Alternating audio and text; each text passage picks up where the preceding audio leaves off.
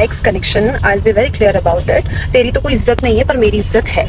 और oh my God, Saurav, Akanksha and MTV makers को expose करने के बाद दीक्षा अपने ही एक्स कनेक्शन जो स्प्लिट विला में रहे थे, हिमांशु अरोरा, उनको ही एक्सपोज करने में लग गई हैं। अब आपको ये तो याद होगा, स्प्लिट विला के मिड सीजन में दोनों ने अचानक सोशल मीडिया पर एक दूसरे को अनफॉलो कर दिया था। तब दोनों साइड से कंप्लीट साइलेंस था। सिर्फ हिमांशु ने इतना बोला था कि मुझे हेट मिल रहा था जिसकी वजह से उसने मुझे छोड़ा, लेकिन दीक्षा उस वक्त चुप थी। और अब दीक्षा खुलकर सामने आ चुकी है हिमांशु को एक्सपोज करने के लिए। और ऑनेस्टली सिचुएशन कुछ ऐसी लग रही है जहाँ चीटिंग जैसा सीरियस एंगल भी निकल के आ रहा है दोस्तों। तो गाइज, आज की इस वीडियो में हम पूरी कंट्रोवर्सी को डिटेल में ब्रेक डाउन करेंगे, कौन सच बोल रहा है और कौन झूठ बोल रहा है और एक्चुअल में क्या हुआ था। तो वीडियो को एंड तक जरूर देखें। मैंने इसलिए किसी का साथ नहीं दिया क्योंकि उनको हेट मिल रही थी। तो सबसे पहले तो दिमाग लगाओ कि आप किसी के साथ रहो नहीं रहो, आपने पूरा एक शो किया है। आप उसको छोड़ भी दोगे तो भी आपकी इमेज उससे जुड़ी ही रहेगी, आपका नाम उससे जुड़ा ही रहेगा थ्रू आउट द टाइम। नहीं, गलत चीजों को छुपाने के लिए किसी और पे ब्लेम मत करो, क्योंकि अगर मैंने भांडा फोड़ना चालू करा ना तो ना घर के रहोगे ना घाट के रहोगे। ये बात अच्छे से याद रखना। दीक्षा की इन बातों के बाद हिमांशु ने भी अपनी साइड सामने रखा है। उन्होंने अपने इंस्टाग्राम ब्रॉडकास्ट पे कुछ ही लिखा। शो खत्म हो चुका है, लेकिन लगता है कि कुछ लोग अभी भी उसमें ही अटके हुए हैं। मैं अब तक चुप इसलिए था क्योंकि मैं अपने एक्स कनेक्शन के अगेंस्ट हेट स्प्रेड नहीं करना चाहता था, लेकिन शायद उसने मेरी साइलेंस को गलत समझ लिया और यहीं से बात और ज्यादा इंटेंस हो जाती है गाइस। आगे वो कहते हैं, आई एम श्योर बात उस तक पहुंच जाएगी।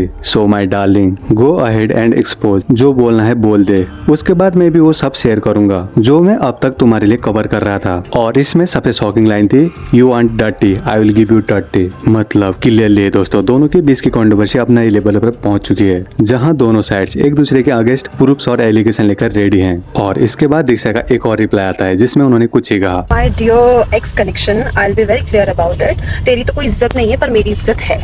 और तूने मैं एक चीज बताती हूँ सब लोगों को, जो सब लोगों को ऐसा लग रहा है ना कि इज वेरी नाइव और बहुत अच्छा इंसान है। इसने एक बार कोशिश करी थी लाइव आके बकवास करने की, बट इसको बहुत बैकलैश मिला था। इस वजह से ना इसने वो अच्छी जेंटलमैन वाली इमेज बनाने की कोशिश करी, क्योंकि इसको लगा कि उसमें इसको ज्यादा फायदा हो रहा है। द थिंग इज कि सेम चीज, तुम्हारी इज्जत नहीं है, मेरी है। That's why I don't want to do this in public, but if you want you can go ahead. एक बार तो तुमने ट्राई कर ही लिया है, दूसरी बार कर लो, बिकॉज मेरे वो संस्कार नहीं है। इस सब के बीच हिमांशु ने एक और स्टेटमेंट दिया जो सिचुएशन को और भी कॉम्प्लिकेटेड बना देता है। मैं तब बोलूंगा जब जरूरत होगी, लेकिन तब तक थोड़ा समझदारी और इंसानियत के साथ रिएक्ट करें। तो गाइज, अब यहाँ सबसे इंटरेस्टिंग बात यह है कि दोनों ही पहले खुद से एक्सपोज करना नहीं चाहते। कहीं ना कहीं क्लियरली लग रहा है कि दोनों एक दूसरे की कमजोरियां और गलतियां जानते हैं, और इसी वजह से दोनों वेट कर रहे हैं कि कौन पहले लाइन क्रॉस करेगा। जैसे ही एक साइड डर्टी होगा, दूसरा उससे भी ज्यादा डर्टी होने के लिए रेडी बैठा है। मतलब ये सिर्फ एक नॉर्मल कंट्रोवर्सी तो नहीं है गाइज, ये एक साइलेंट वार बन चुकी है जहाँ दोनों साइड के पास सीक्रेट्स हैं, लेकिन कोई पहला मूव लेना नहीं चाहता।